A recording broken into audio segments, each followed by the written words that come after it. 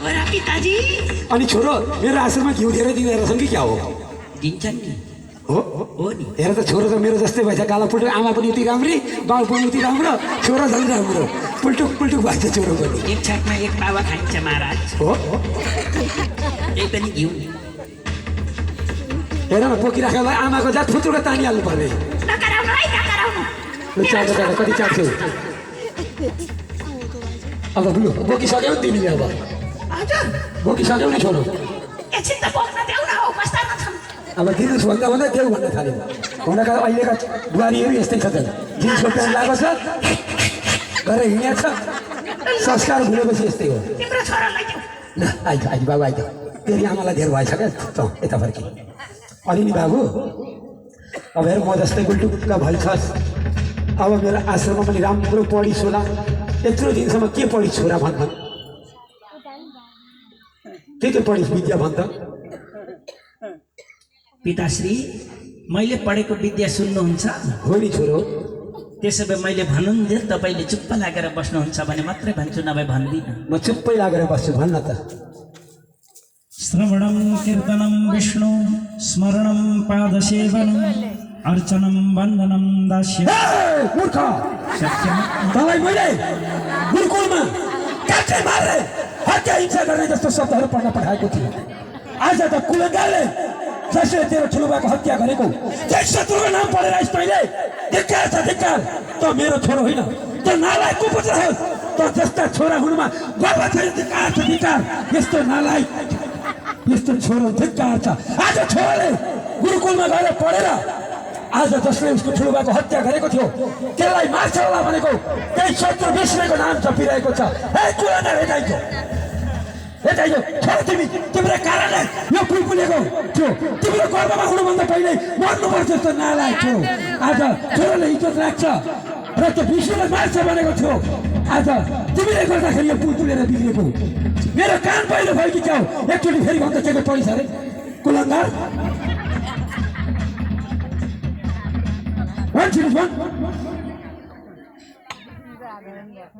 पिताश्री हजुरले जे जति भने पनि मैले पढेको यही हो नामसं कीर्तनं यस्य सर्व पाप प्रणाशनं प्रणमो दुःख शमनस्तं नमामि हरिं परं हे पिताश्री धिक्कार छ त जस्ता नालायकलाई आज छोरो भन्दा पनि मलाई धिक्कार छ धिक्कार छोरोले पढेर आउँछ र बाउको इज्जत राखेर त्यो विष्णुलाई मार्छ भन्ने लागेको थियो त छोरो होइन रहेछस् त नालायकको पुत्र रहेछस् धिक्कार छ त जस्ता नालायकलाई धिक्कार छ यस्तो छोरो धिक्कार छ धिक्कार हे सेना हो हजुर महाराज यता हो तिमीहरू हुन्छ महाराज जाऊ गुरुकुलमा गएर त गुरुलाई उठाएर पहिला हजुर महाराज गुरुलाई लिएर आऊ भनेको हजुर हजुर नभन्दा त गुरुलाई लिएर आऊ छिटो होइन मलाई किन लिएर आएको के हो हे गुरु यता आऊ तिमी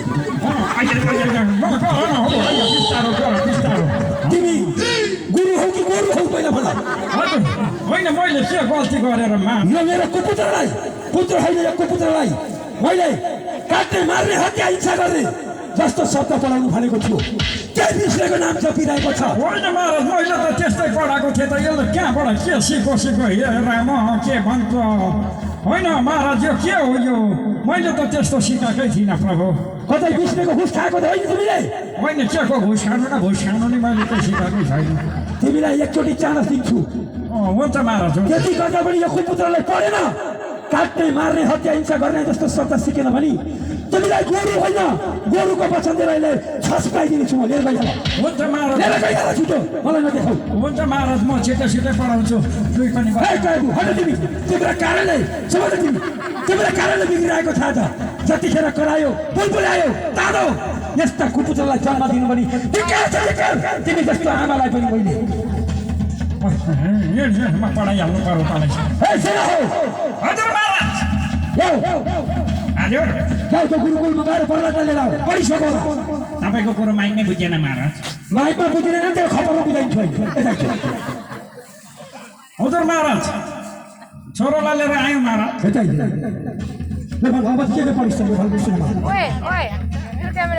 मैले पढेको सुन्नुहुन्छ महाराज पिताश्री मैले पढेको सुनुन्जेल तपाईँ चुप लागेर बस्नुहुन्छ भने मात्रै सुन्नु चुप त जहिले लागेको छु अघि कराइराख्नु भएको थियो कराई नि तेरो कारणले कराई घाँटी दुखेर अब नकराउनु त त्यो दुश्मनको नाम जप्छ सकी रिस उठ्दैन मनमा हेर्नु मेरो कति राम्रो छ होइन पिताश्री अब म जे भन्छु तपाईँ एकछिन चुप्प लाग्नुहुन्छ भने भन्छु नभए भन्दिनँ ल ल ल ल मैले त अहिले 9 क्लास पढेर आएँ नि पिताश्री हो र स्याबास गजब गरी 9 क्लास पढेँ काट्ने मार्ने नि सिकिसक्यो हो नि ए ल ल ल म भन्छु ल खै बोलेको श्रवणं कीर्तनं विष्णुस्मरणं पादसेवनम्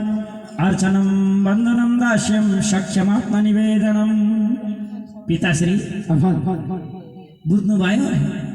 म बुझ्दैछु अलिअलि त यहाँ छप्काउन पनि रेडी हुन्छु संस्कृतको स पढे बाबु बुझ्छौ बङ्गाली भाषा फेरि मलाई संस्कृत सिकाउने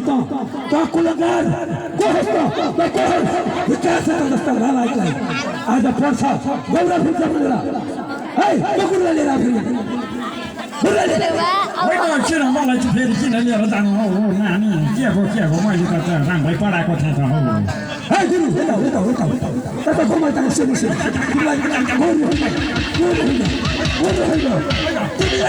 मैले त्यो कुकुरलाई राम्रो पढ्नु परेको थियो के पढायो भने भन मलाई मेरो दारीले खुसी तिम्रो दारी होइन तिमीलाई यसले छक्काइदिन्छ अहिले तिमीले विष्णुको खुस खाएको रहेछ थाहा भयो मलाई महाराज कि जय हो महाराज मलाई क्षमा गरिदिनु महाराज क्षमा तिमीलाई सरी क्षमा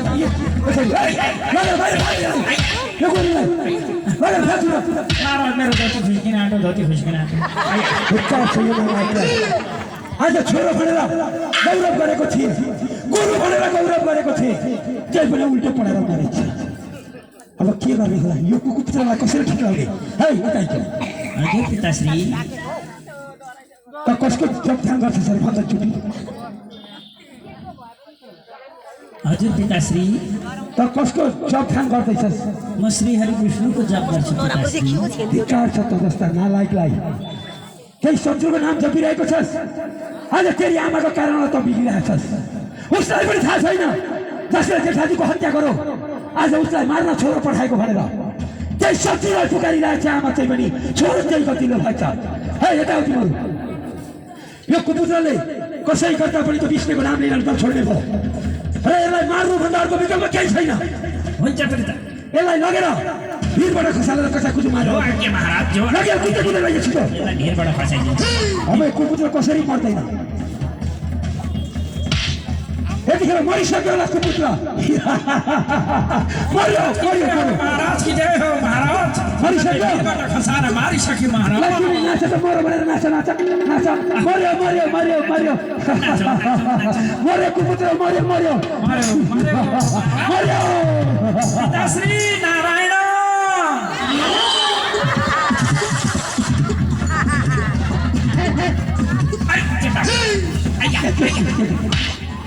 हजुर यो कुपुत्रलाई मारे भनेर आएको होइन तिमीहरू अहिले भिरबाटै खसाएर आएको त महाराज कसरी आएको फेरि होइन भूत हो कि क्या हो अब यसलाई लगा दोस्रोचोटि दिँदैछु हुन्छ महाराज छातीले कचा कुचुक पारेर जो आज्ञा महाराज छोडो यत्रो भिरबाट खसाएर पनि मरेन छौ यतिखेर हात्तीले कुचाइसक्योला त्यो प्रहलादे भन्नेलाई महाराज कि जय हो मारिसक्यो हात्तीको छेउमा राखेको काचाको चाहिँ पारिसक्यो नाच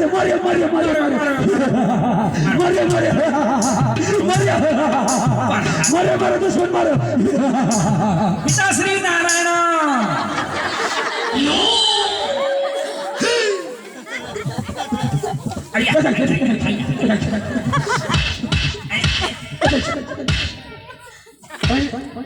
तैँले पनि विष्णुको हुस्काइ जाऊ होइन महाराज होइन अनि होइन पनि यो कुपुत्र कसरी आयो पटक कसरी आउँछ कसरी बाँचेर आउँछ तिमीहरूको अनुहार खराब कि मेरो अनुहार खराब दुईजनाकै उस्तै छ महाराज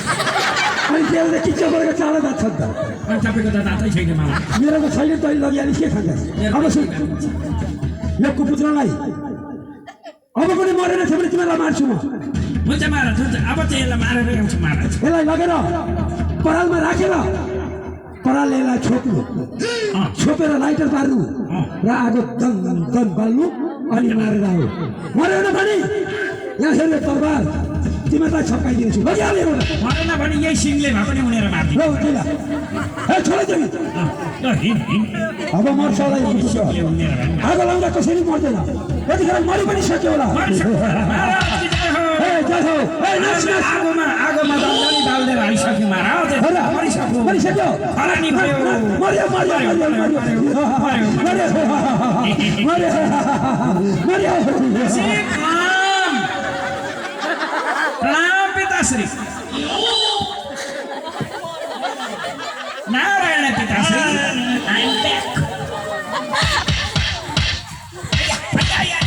हे मूर्ख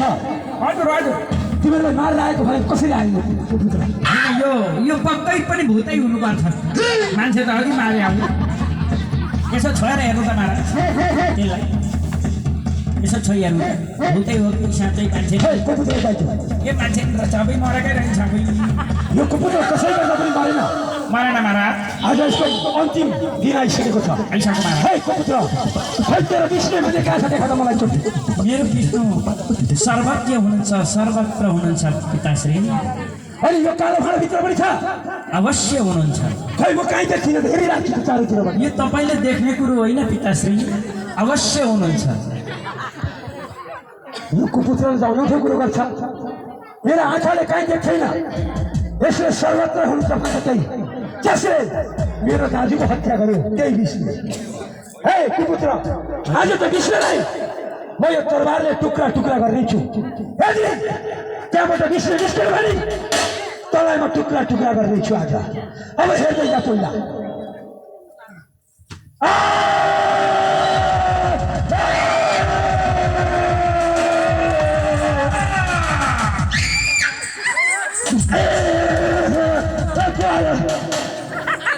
अहिले के आयो